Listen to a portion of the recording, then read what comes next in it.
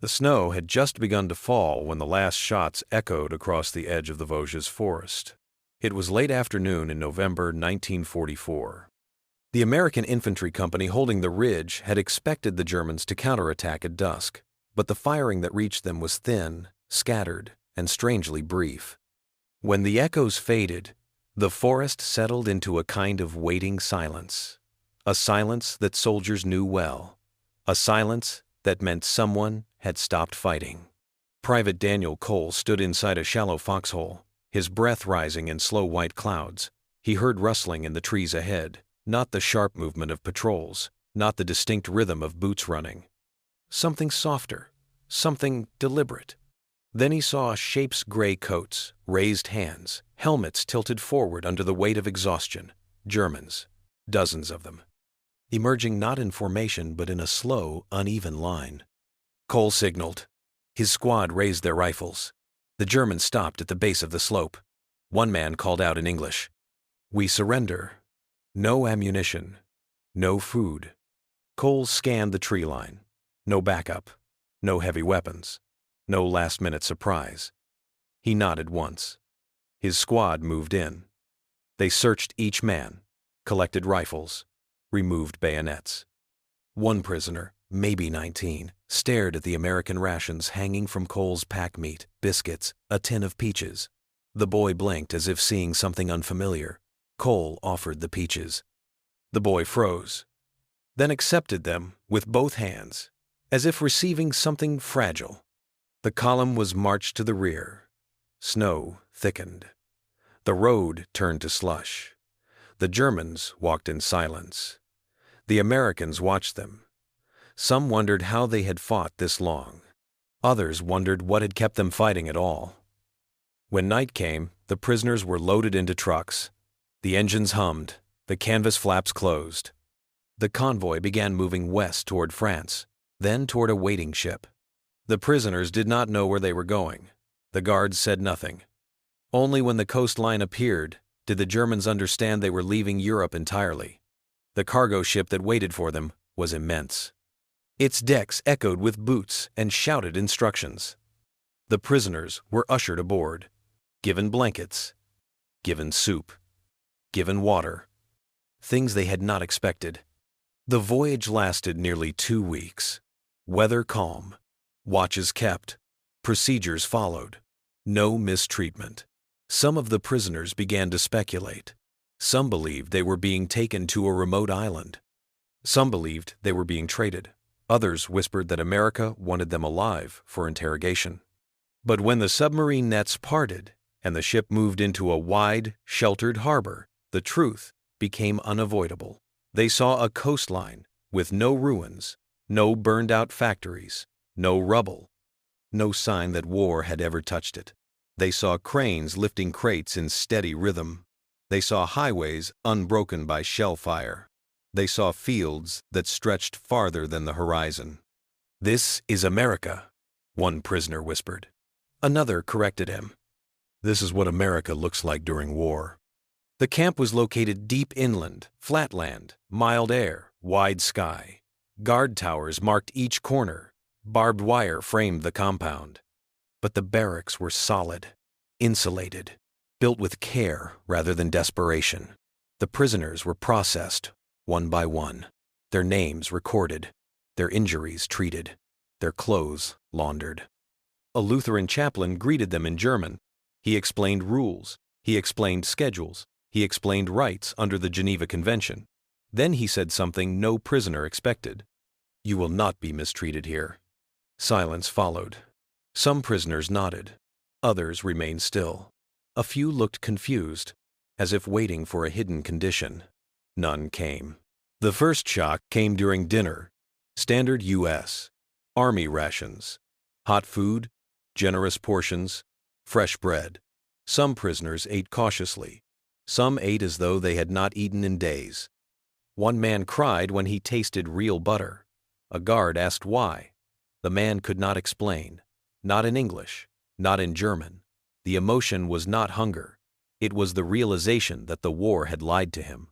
Days passed. Then, weeks. The prisoners adjusted to routines quickly. Wake up, Roll call, work assignments, breaks, letters, lights out. The guards issued commands without shouting. They disciplined without cruelty. They followed rules with consistency that felt foreign to men who had learned discipline through force. The Americans noticed the reactions. Some guards were indifferent. Some were curious.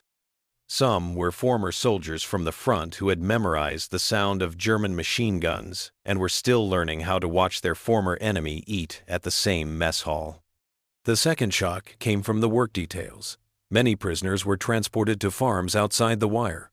Farmers greeted them politely, offered water, showed them how machinery worked, trusted them to operate equipment worth more than a year's salary for an infantryman.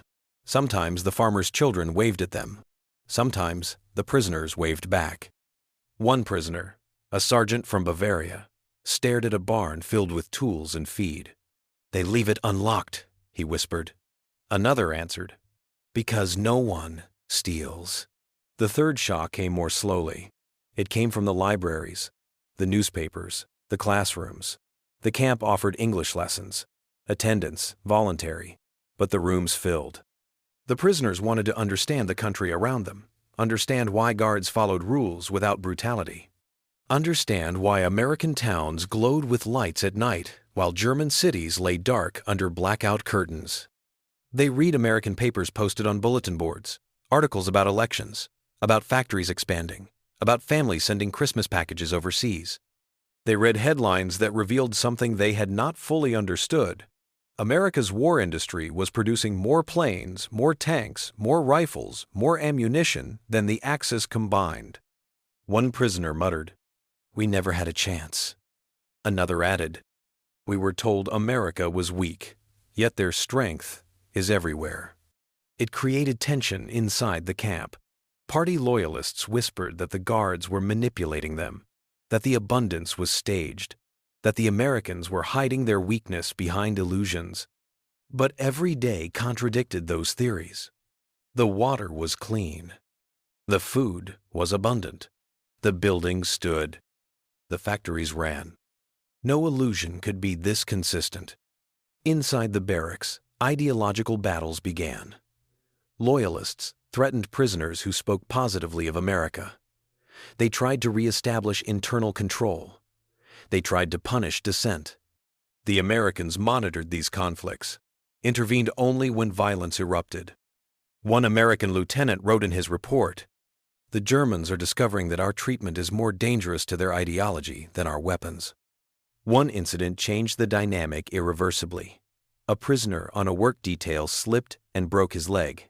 The American guard immediately called for a medic. An ambulance arrived. The man was carried onto a stretcher, treated with care, and transported to the infirmary. Another prisoner asked the guard, "Why treat an enemy like this?" The guard shrugged. "Because that's the rule."